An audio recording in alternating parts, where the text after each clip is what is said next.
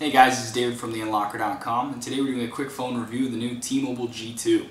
The G2 is T-Mobile's first phone to run on their high-speed data network called HSPA+. Okay, first we'll start off by talking about some of the technical specs of the phone. It's got an 800 MHz Qualcomm processor with a separate graphics chip. It also has 512 megabytes of RAM, 4 gigs of internal storage, and bundled with the phone is an 8 gig micro SD card. As far as connectivity is concerned, the phone has Bluetooth, Wi-Fi B, G, and N, and it also has not only 3G, but T-Mobile's new HSPA Plus 3G, which is their new high-speed data network. We'll get into what that means a little bit later and also do some tests to see what actually that equates to. As for the hardware you can actually see, we have a 3.7-inch Super LCD screen with a 480 by 800 resolution. We have 4 touch-sensitive buttons along the bottom of the screen, which seems to becoming a standard on HTC phones. One that I would actually like to see gone. I prefer real buttons. These touch-sensitive buttons just never work exactly the way you want them to, and sometimes they're just not very responsive. But beneath that, we have a touch-sensitive trackpad for use navigating menus, squish websites, or through text when you need to go back and delete a word that you just couldn't really spell very well. One thing I am happy to see on the phone is a dedicated camera button. I still think this is the fastest way to get the camera out, and it's the most comfortable and easiest way to use the camera since you're kind of used to doing that anyway. It does offer push down a little bit to autofocus and push down all the way to take the picture. Okay, on the opposite side of the phone, we have a micro USB, which is used for charging and also to transfer data on the phone. We also have our volume rocker for raising the volume and lowering the volume. On the back we have a 5 megapixel camera with an LED flash, and we also have this brushed aluminum battery cover, which I quite like. Okay, one of the other big features about this phone is that it is one of T-Mobile's first high-end Android phones with a full QWERTY keyboard. The QWERTY keyboard is taken out not by sliding, by kind of lifting the top half of the phone, and then once it gets halfway it kind of just falls into place and locks into place like that. Same thing goes for when closing it. Once it gets about halfway it just kind of falls and locks into place. Doesn't actually lock, you'll notice. You can actually hold the phone by the back. So it's kind of just gravity doing the work. It's a very nice keyboard. The keys are nicely spaced. They're slightly raised, which makes them easy to use. There are also a few added features onto this keyboard that other HTC keyboards didn't have, which are the hotkeys. These 3 buttons can be programmed via an app inside the phone that comes with the phone to launch certain things. For example, voice search, like I've set it up for. Again, you can set it up to whatever you want. Messaging, email, etc. Okay, I'm not going to delve too far into the software of the phone since it is vanilla Android on the device. If you're not familiar with Android phones, feel free to click the link under this video on our site to be taken to an Android overview showing you all of the basic features, etc. What I will say is that this phone is not running any proprietary user interface like HTC Sense or Motorola Blur, etc. It is running regular Android like its predecessor, the G1. It runs pretty smoothly in regular use, as you can see.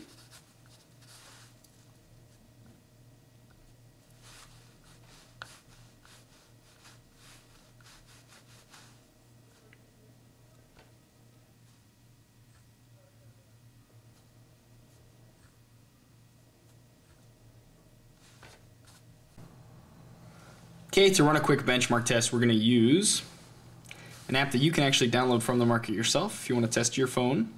It's called Quadrant Standard. It's free. And we're going to click Run Full Benchmark and let it run.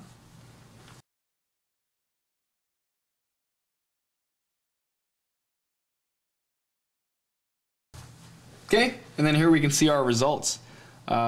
Even though it does have the lower processor, the 800 megahertz compared to the Nexus One's 1 gigahertz, and it's running the same operating system Android 2.2, it still has a nice chunk of performance better than the Nexus One. So we're going to bring in a few different Android devices to just get a size comparison for all 4. Here we have the Sprint Hero, the old T-Mobile My Touch, the Nexus One, and our T-Mobile G2. So you see screen size wise, it's identical pretty much to the Nexus One. A tad larger than say the Hero or the My Touch, which have the same screen size.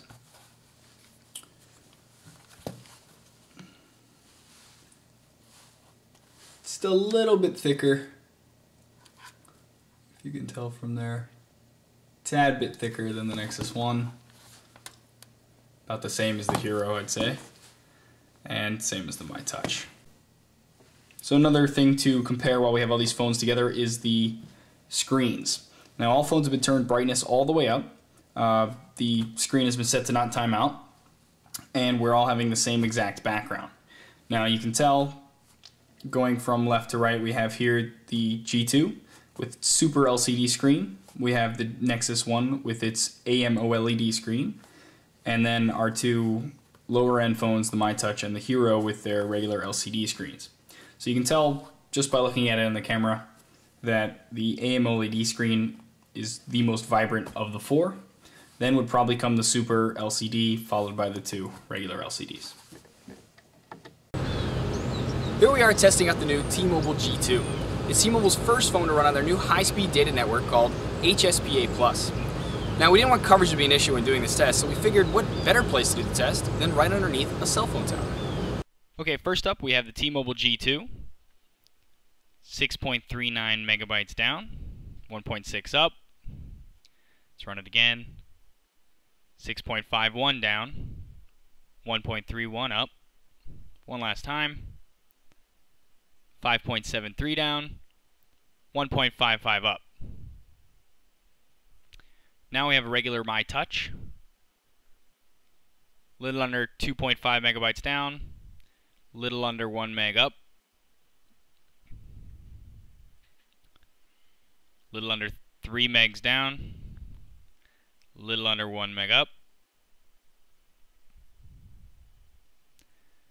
Little under 2.3 megs down, and a little under 1 meg up.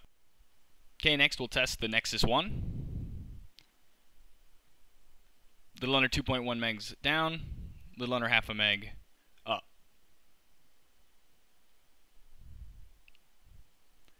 Little under 2.1 megs down, little under half a meg up. And again, about 2 megs down, under half a meg up. So here's the part of the review where I get to tell you the things I like and don't like about the device. First, we'll start with some things I do like. I like the fact that T-Mobile and HTC have finally come out with a high-end Android device with a full physical QWERTY keyboard. It's about time. The keyboard itself I like because of the nicely spaced keys. You can actually type pretty quickly on here without hitting the wrong keys accidentally. Also on the keyboard, I like the hotkeys that were added down here at the bottom. You can set these to any application you want, or even calling a contact, etc. Through the application that comes with the phone. I like it because I found that it actually does get me to some of my applications a lot faster than me searching through my menu to get to them. I also recommend setting these keys to applications that you're going to be using the keyboard for anyway, since you already have the keyboard open. So I also like the styling of the device. From the brushed aluminum backside, to the optical trackpad, and even the Z-hinge. Now at first I didn't really like the Z-hinge, but it kind of grew on me and now I don't seem to mind it too much. The CPU speed is about 800 megahertz, but the phone is pretty responsive, and as our CPU benchmark test showed, it actually performs a little bit better than some of the other phones that have a higher clock speed. The last thing that sets this phone apart from other phones is the new high-speed HSPA data speeds that it gets from T-Mobile. During our HSPA test, we actually showed that this phone gets about double the speed compared to some other phones that don't have HSPA Plus enabled. Okay, now for some of the dislikes. First dislike is the SLCD screen. Now, you may or may not know, but HTC started putting AMOLED screens on all of their newer phones, and were forced to switch to SLCD when the manufacturer of AMOLED screens, Samsung, had a big shortage. Now, it's no coincidence that this shortage for Samsung happened right before Samsung released their own line of Galaxy S phones here in the US, all with AMOLED screens. But because of this, most of the newer phones from HTC have this SLCD screen instead of AMOLED, and the G2 is no exception. So I can't help but feel like I wish the shortage didn't happen so that way I could have an AMOLED screen instead of SLCD. And as you saw in our tests, the AMOLED screen is a lot more vibrant than the SLCD. Okay, another thing I didn't really like too much about the phone is the Z-hinge. Now, I know I said it grew on me, and it did, but I still can't help, part of me feels like this is going to get looser and looser with time. Maybe like a magnet in here could have fixed this, who knows. Okay, the last thing I dislike about the phone isn't something your average consumer is really going to know anything about. It's basically the fact that, just like the Motorola Droid X, HTC has put some blocks on this phone to stop you from loading custom ROMs and getting root access and those kinds of things. Again, if you're your average consumer, you have no clue what I'm talking about right now, and as such, it's not a big deal to you. But for people like me and other ROM junkies that want to load custom ROMs, put our own stuff on the phone, etc., it's going to be pretty hard to do. Now, it's not to say it's impossible, but because of these extra steps that HTC put in the phone just for this reason, it's going to be a lot harder to do. Okay, and that's it for our quick phone review of the G2. As always, please feel free to leave your comments and questions on the site, and thanks for watching.